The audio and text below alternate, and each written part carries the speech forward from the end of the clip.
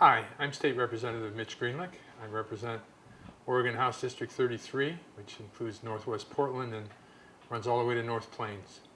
I've been spending a great deal of time in this interim working on the Hope for Oregon Families initiative.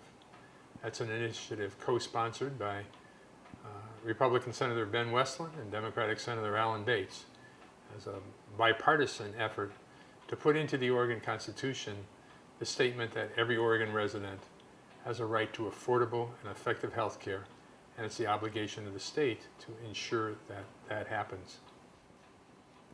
This has been something I've been working on for perhaps 40 years of my life. I spent 30 years as a director of research for Kaiser Permanente and a decade as chair of the Department of Preventive Medicine at the medical school. And it's been something that's been in my head all this time. But an event at the end of the last session has changed this from a question of an intellectual matter to me to an emotional matter and one of great moral significance. At the beginning of August, I was diagnosed with mantle cell lymphoma, a life-threatening disease. And as I faced that disease, it came to me how different life would have been if I didn't have health insurance. Before I ended up in my first round of chemotherapy in September, I had used up about $35,000 in medical expenses, fully covered by my Kaiser health plan as a Kaiser retiree, and partly covered by Medicare as I'm a Medicare beneficiary. But it struck me that if I hadn't had that kind of insurance, I'd not only be facing a life-threatening illness and working with my wife and my family and getting adjusted to that, and I'd also be wondering, where does that money come from? In fact, I'd be wondering whether I would have been diagnosed in the first place if I didn't have health insurance, because I was diagnosed in a dental office, and I wouldn't have been in a dental office if I didn't have health insurance. Each time I go to chemotherapy, and I've now finished 5 out of 6 rounds of chemotherapy, I have to use chemotherapy agents worth about $8,000 a week. How would I be doing that if I didn't have health insurance? It weighs heavily on my mind. It turns out that my co-sponsor, Senator Ben Westland, was diagnosed during the 2003 session with lung cancer and was treated for lung cancer, apparently successfully, and he too has an understanding, a moral and emotional understanding of how important this issue is. Senator Alan Bates is a physician who sees patient after patient without health insurance, and his daily life is very much affected by the fact that 17% of all Oregonians, including perhaps 125,000 children, are without health insurance. My treatment's been successful, it appears, and all the scans I've had, all the evidence of lymphoma seems to have disappeared, so I'm in remission.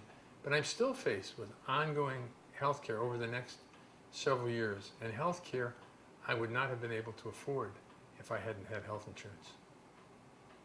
This battle is very important to us. We're mobilizing citizens around the state who recognize it's now time to deal with the question of health care as a right. In 1859, we put into the Oregon Constitution that every Oregon resident had a right to a common school system for their education. It took many years to make that happen after 1859, but that right was in the Constitution, and we deal with it in every legislative session now, and we take that constitutional requirement very seriously. It's now time to have a parallel commitment to dealing with healthcare as a right, because we now understand we can't exist in our society. Now, we can't exist on a moral basis, but we also can't exist on an economic basis. It turns out that employment-based health insurance, the Oregon Medicaid system, and a variety of things in the healthcare system are affected by the growing number of uninsured. Every employer who provides health insurance for his or her employee spends $1,200 a year of that health insurance premium per employee paying for health care for the uninsured. The uninsured are getting health care, but they're getting terrible health care because they don't have insurance. They're getting expensive health care because they don't have insurance. And everybody who's paying for health care, who has health insurance, is carrying that burden. Ford Motor Company has just announced as a part of their reorganization that their employee-based health care is eating them up. General Motors has reported that they spend more per car on health care for their employees than they spend on steel.